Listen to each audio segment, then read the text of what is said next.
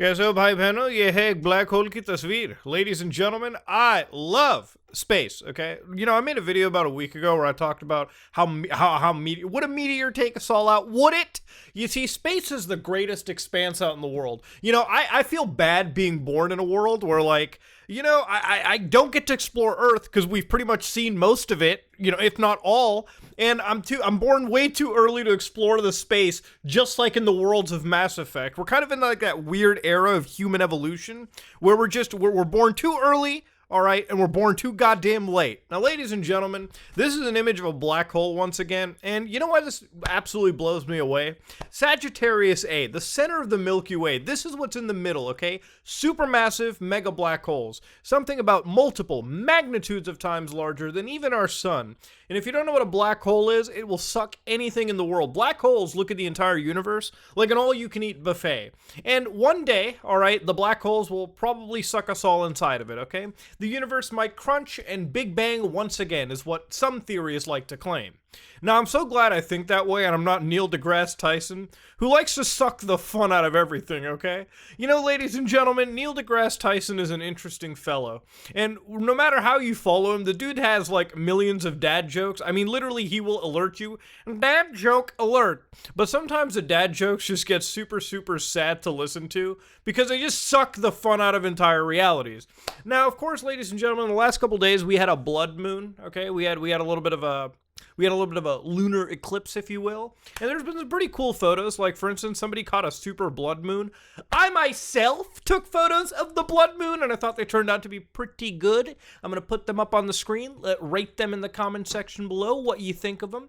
But, even beyond all of this, Neil deGrasse Tyson, I think a lunar eclipse or the moon must have really, bullied him back in the early days because he wasn't taken too kindly. Now, of course, I want to make this a quick little video, sort of like the best of the Neil deGrasse Tyson tweets, the Neil deGrasse Tyson takes, because they just leave me completely buzzkilled inside. Unlike solar eclipses, which are location dependent, everyone on the side of the Earth facing the full moon, i.e. the sun, has set for you, can witness a lunar eclipse.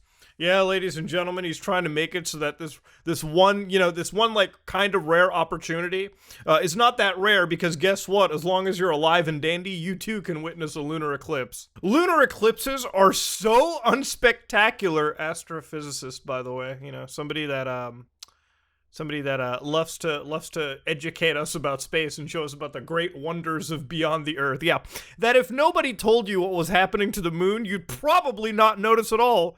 Just saying. Why comment on it at all? I always enjoy the experience in thinking about the positions of celestial bodies in space. And with this one, the light spectrum, it's mind-boggling that a scientist would discourage people from marking observable changes. I feel so bad for my boy Carl Sagan, but you gotta understand, ladies and gentlemen, the idea with Neil is I guess his shtick is making science seem so boring and mundane that you just have to suck the entire fun and awe out of the world that we don't even get to experience to our heart's content. Lunar eclipses occur on average every 2 or 3 years and are visible to all the billions of people who can see the moon when it happens. So, contrary to what you may have been told, lunar eclipses are not rare. Oh man, god damn, he really likes to make this one cool event that we all can have. In a time, Neil, where people have kind of just in a timeline where we need as much positivity as we can, we gotta have Buzz Killington over here suck the fun out of a goddamn blood moon. Now, of course, ladies and gentlemen, Neil deGrasse Tyson wasn't just mad about the old lunar eclipse there. Neil's got some takes that I frankly like to laugh at from time to time. Neil's one of those people where I think the Dunning-Kruger effect hits real hard, where if you don't know what the Dunning-Kruger effect is, generally the idea is somebody who really overvalues their own intelligence. This is like Neil deGrasse Tyson's amazing cybersecurity take. I will one day get this shit tattooed on my left ass cheek because it's so funny. Obama authorized North Korea sanctions over cyber hacking. I had to blacken this out a little bit so y'all can get the solution there. It seems to me is to create unhackable systems. Woohoo! God damn! I love this one so much. That is the best fucking tweet I've ever heard in my life, okay? This is why I'm gonna get it tattooed on him. Just make unhackable systems, bro. There's one way to stop cyber attacks. Just make it unhackable, dumbass. Man, Neil, you should work for like SolarWinds. He should work for the U.S. Cybercom department. Hey, Neil, I got this great idea how to stop drug lords, okay? Like selling illicit drugs all over the world. Just tell them it's a crime. Tell them drugs are bad. Maybe they'll just stop, Neil. You never know. You never know until you try. Hey, you think Neil would go back in time to the fucking Titanic and tell them, hey guys, just make unsinkable ships, dumbass. It's just that simple. This is the only dude who could probably teach Uncle Rico how to time travel with goddamn crystals. Now, of course, some of my favorite Neil deGrasse Tyson moments, TM, are the ones where he talks about Christmas, Christianity, or like just the holidays in general. For instance, since the northern Arctic is just ocean, Santa's North Pole workshop has only ever existed on a floating sheet of ice. Images that portray Santa's workshop with pine trees and snow-capped hills on the horizon are geographically underinformed. Oh yeah? Are they underinformed?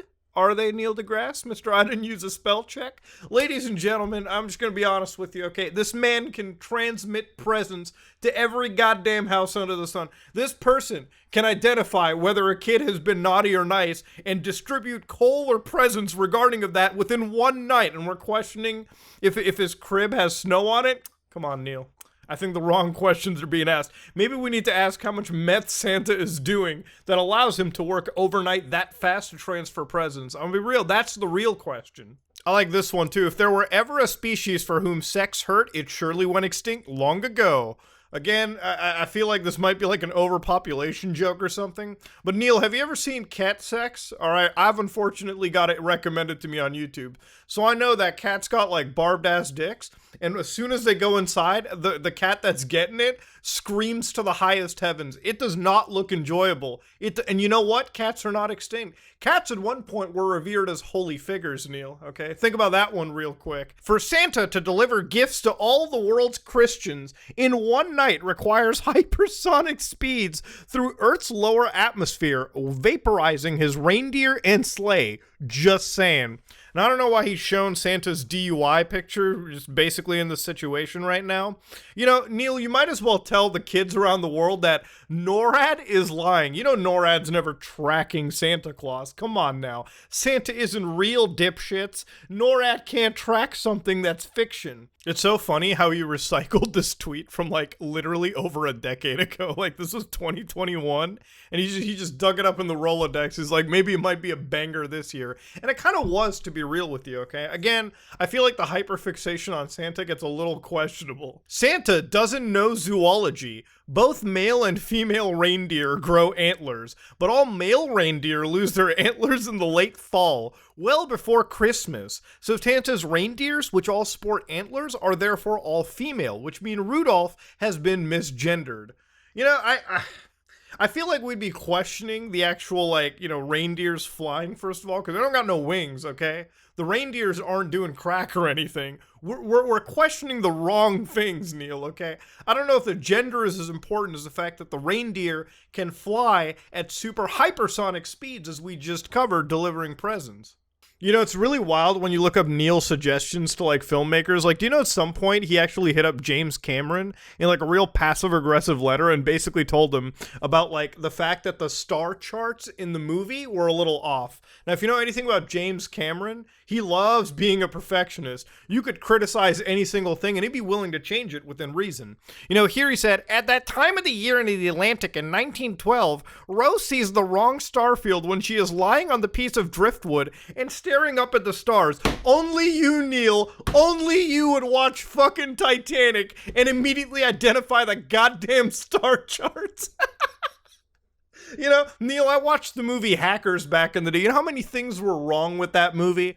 As somebody in the field, I have never questioned anything. You know why? Because it's Hackers the movie, just like it's Titanic the movie. There are a lot more important things going on in that movie than the goddamn star charts. Sometimes Neil has like really thought-provoking takes like this. Last I checked, the rest of the universe was in good shape. It's Earth that's got all the problems.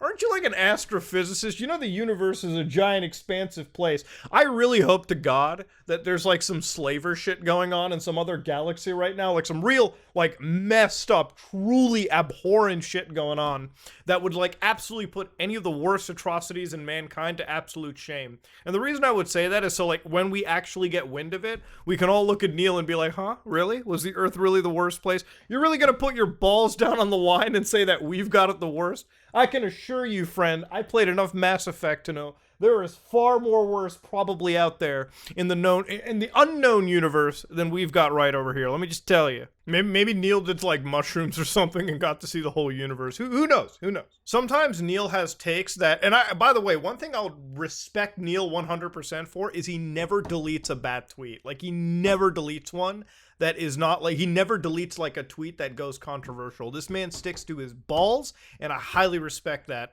In the past 48 hours, the USA horrifically lost 34 people to mass shootings. On average, across any 48 hours, we also lose 500 to medical errors, 300 to the flu, 250 to suicide, 200 to car accidents, 40 to homicide via handguns.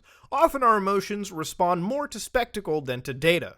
Now, of course, this is from 2019, so this is an older tweet, but this is still like one that is always plastered up into the Hall of Fame for bad takes.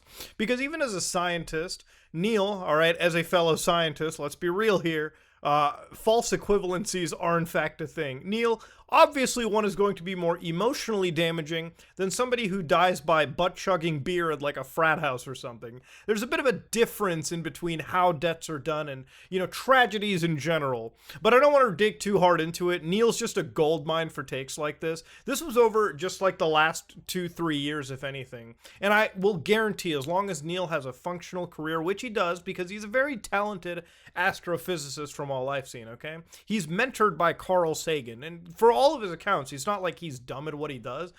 Neil is a very intelligent person, and he's definitely contributed a lot to astrophysics. So to be honest with you, all right, as long as his career is healthy, we're going to be getting more gold mines of, hey guys, did you know that Santa is fake? You know, Neil, you're kind of like that weird uncle at the family reunions that's went through like a bad divorce, and he's just got to tell everyone that the world is soulless and dead. You know, it's like, ha ha ha, the tooth fairy isn't real, dumbass. Just like a functional marriage. That's kind of like, you know, the vibe that I get out of Neil deGrasse Tyson. But you know what, ladies and gentlemen? I like to think more of the positivity of the universe. The lunar eclipse was nice. I took a few nice photos of it. Granted, it might be more common than a solar eclipse, but I had fun. Ladies and gentlemen, Linux video in the next day or two, hopefully. If you like what you saw, please like, comment, and subscribe. Dislike if you dislike it. Anyways, this is me, Mutahar, and I am out.